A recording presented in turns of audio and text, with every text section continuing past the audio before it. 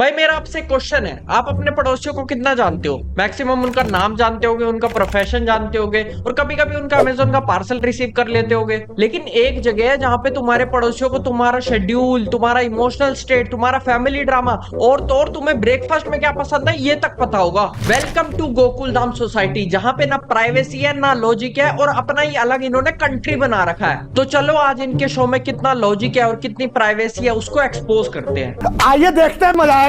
सबसे पहले मुझे एक बेसिक आंसर चाहिए कि असल में सोसाइटी है क्या।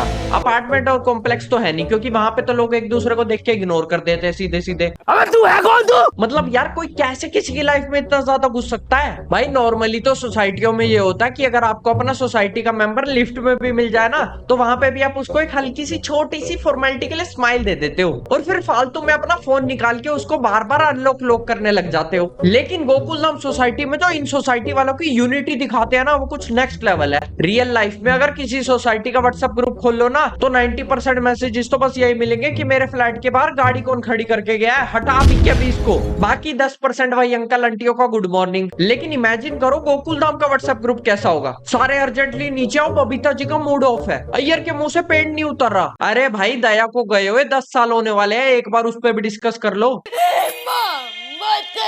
और मुझे एक जेन्युइन क्वेश्चन है कि ये लोग काम पे कब जाते हैं? दिन में फ्री, शाम में फ्री, फेस्टिवल में फ्री, फेस्टिवल की रिहर्सल में फ्री, मीटिंग में फ्री। भाई अगर रियल लाइफ में किसी दोस्त को मैसेज करते हैं ना कि कल फ्री है क्या, वो भी सामने से ये रिप्लाई देगा कि देखते हैं भाई। लेकिन यहाँ गोकुल धाम में बस एक बंदा अपनी सोसाइटी के बैल्कनी से अगर चिल्ला देगा ना कि सब नीचे आओ, उसी टाइम दौड़ के आएंगे सारे नीचे। और भाई प्राइवेसी कितनी ज्यादा है गोकुल धाम सोसाइटी में। रियल लाइफ में अगर कोई पड़ोसी घर आ जाए तो दिमाग में 15 सवाल आते हैं कि भाई ये कैसे आया होगा आज। लेकिन गोकुल धाम में ऐसी कोई टेंशन की बात ही नहीं है। यहाँ पे दरवाजे हमेशा खुले रहते हैं और कोई भी पड़ोसी बिना बताए दरवाजे की बेल बजाए सीधा अंदर गुस्सा चला आता है। और मुझे नहीं समझ आता कि भाई इतनी जल्दी इन सबको पता कैसे चल जाता है कि भाई जेठालाल का आज मूड खराब है। अब आप रियल लाइफ में इमेजिन करो कि आपका मूड खराब है, आप किचन में खड़े होकर आराम से मैगी बना रहे हो और जैसे किचन से बाहर निकलते हो 8 लोग आपके सामने खड़े हुए हैं और बोलते हैं हमें पता है तुम्हारा मूड खराब है, लेकिन तुम टेंशन मत लो, हम तुम्हारे साथ हैं। भाई आपको तो दिमाग फट जाएगा कि इन लोगों को पता कैसे चल गया, किसने लीक कर दी ये इन्फॉर्मेशन। हम डिस्कशन में अभी हैं। और ये गोकुल धाम वालों को मीटिंग करने का इतना शौक क्यों है? रियल लाइफ में कोई बंदा मीटिंग का बस नाम सुन ले और वहीं पे ही थक जाता है, लेकिन गोकुल धाम सोसाइटी में ये लोग मीटिंग के लिए अलग ही एक्साइटेड रहते हैं। कोई इशू हो गया मीटिंग, कोई इशू नहीं हुआ तो भी मीटिंग, फेस्टिवल आ रहा है मीटिंग, फेस्टिवल होने के बाद फिर मीटिंग। आजकल मीटिंग बहुत कम हो रही है, उसके लिए भी मीटिंग, कल मीटिंग रखनी है उसके लिए भी मीटिंग। करते रहिए मीटिंग मीटिंग, आल हुआ आप मीटिंग। अब आते हैं सोसाइटी की सबसे बड़ी साइंटिफिक मिस्ट्री पे कि गोकुल धाम का टाइम एक ही जगह रुक गया है क्या? भाई एक बार सोच के देखो कितना ज्यादा टाइम बीत गया। हम स्कूल से कॉलेज में पहुंच गए, कॉलेज से जॉब लग गई, रिस्पॉन्सिबिलिटीज आ गई, बैक पेन आ गया, इंटरनेट के नाम पे पहले ऊपर ई लिखा आता था, अब 5G तक आ गया है। लेकिन Gokul Dham same energy, same enthusiasm, same family के सेम उतने ही बंदे, किसी के बच्चे नहीं हो रहे, किसी की शादी नहीं हो रही, किसी की बीवी भाग गई और वापिस ही नहीं आ रही, कुछ लॉजिक ही नहीं है भाई इनकी चीजों में। अब आते हैं गोकुल धाम सोसाइटी की सबसे डेंजरस सुपर पावर पे, ज्ञान पेलना। और भाई बढ़ा चढ़ा के नहीं बोल रहा या कोई बेतुकी की बातें नहीं कर रहा, तुम खुद नोटिस कर लेना इन्हें ज्ञान पेलने का कितना ज्यादा शौक है। अगर इंडिया के सारे थेरेपिस्ट, कंसल्टेंट और HR डिपार्टमेंट वाले एक साथ आके भी ज्ञान देना तो भी गोकुल धाम वालों को बीट नहीं कर पाएंगे, क्योंकि गोकुल धाम में प्रॉब्लम कुछ भी हो उसका सोल्यूशन बस एक स्पीच देना ही होता है। किसी की मिसअंडरस्टैंडिंग हो गई तो स्पीच, दो सोसाइटी मेंबर्स की आपस में लड़ाई हो गई तो स्पीच, किसी का मूड खराब है तो भी स्पीच, कोई बहुत कंफ्यूजन में है कि क्या करूं क्या डिसीजन लूं तो भी स्पीच, कोई नेशनल लेवल की टेंशन चल रही है तो 5 मिनट की बड़ी स्पीच। हर चीज का बस एक ही सॉल्यूशन है, बैकग्राउंड में एक सैड सा म्यूजिक चलाओ और बीच में चाचा जी को खड़ा कर दो ज्ञान पेलने के लिए कि देखो माधवी डार्लिंग, अगर भिड़े घर पे नहीं और तुम अकेली फील कर रही हो तो क्या हुआ, आज जेठिया भी घर पे नहीं है तो आ जाना रात में, आज ज्ञान के साथ साथ तुम्हें भी पे।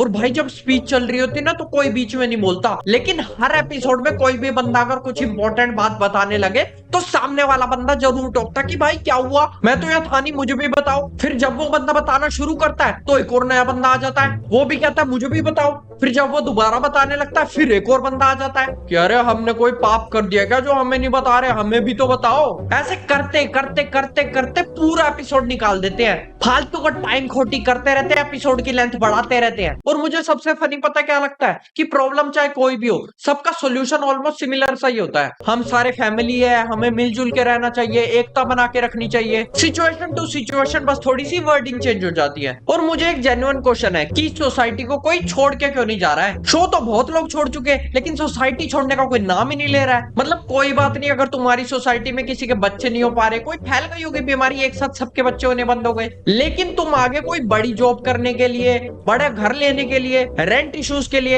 या कभी कभी बिना बेल बजाए सीधा घर के अंदर घुस जाने वाले पड़ोसियों से बचने के लिए घर तो बदलते हो ना। क्योंकि भाई माहौल भी तो देखो ना कितना टॉक्सिक है इनकी सोसाइटी का। हर दूसरे दिन मीटिंग होती है, प्राइवेसी कुछ है नहीं, छोटी मोटी प्रॉब्लम पूरे मोहल्ले की प्रॉब्लम बन जाती है। कोई इस माहौल में कितने ही साल रह लेगा, लेकिन यहाँ पे गोकुल धाम से कोई जाने को तैयार ही नहीं है। भाई चलो एक बार के लिए इमेजिन कर लेते हैं कि सोडी की फैमिली गोकुल धाम छोड़ के वापस जा रही है पंजाब, तो सिचुएशन कैसी होगी? सोडी बोलेगा मैं यहाँ से शिफ्ट हो रहा हूँ, और अगले ही सेकंड पूरे गोकुल धाम में खबर फैल जाएगी। फिर इमरजेंसी मीटिंग बुलाई जाएगी, कंपाउंड में चेयर्स लगेंगी, इमोशनल म्यूजिक बजेगा, सोसाइटी के सारे मेंबर एक एक करके अलग अलग स्पीच देंगे, सोडी की फैमिली के सारे फ्लैशबैक सीन दिखाएंगे, 1.5 महीने ये स्टोरी चलेगी। लेकिन एंड रिजल्ट क्या होगा?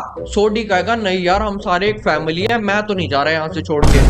और टप्पू सेना की तो कुछ अलग ही मिस्ट्री चल रही है। इतने बड़े हो गए फिर भी खुद को सेना सेना बुलाते हैं। कॉलेज इन सबके खत्म हो गए, लेकिन काम एक बच्चा नहीं करता। अभी कुछ दिन पहले एक स्टोरी में ये लोग रेडी पे तरबूज बेचने निकले थे। भाई दिल से खुश हुआ था मैं कि चलो कुछ तो कर रहे हैं लोग, लेकिन वहां भी ये लोग एक सिंगल तरबूज तक नहीं बेच पाए। बेचती और करवा के आ गए कि डॉक्टर का बेटा ये कर रहा है, बिजनेसमैन का बेटा ये कर रहा है, शिक्षक की बेटी ये कर रही है। अलग ही कुछ कहानियां भाई इस टप्पू सेना की तो, इसलिए मैंने इन पे एक पूरी वीडियो बना रखी है, जाके इस वीडियो के बाद चेक कर लेना। आपको गोकुल धाम सोसाइटी का कौन सा लॉजिक सबसे घटिया लगता है, ये बात मुझे कमेंट में जरूर बताना। और वीडियो पसंद आई हो तो लाइक कर देना और चैनल को सब्सक्राइब कर देना। तो मिलते हैं फिर अगले हफ्ते किसी नए टॉपिक के साथ, तब तक के लिए जय जिनेंद्र।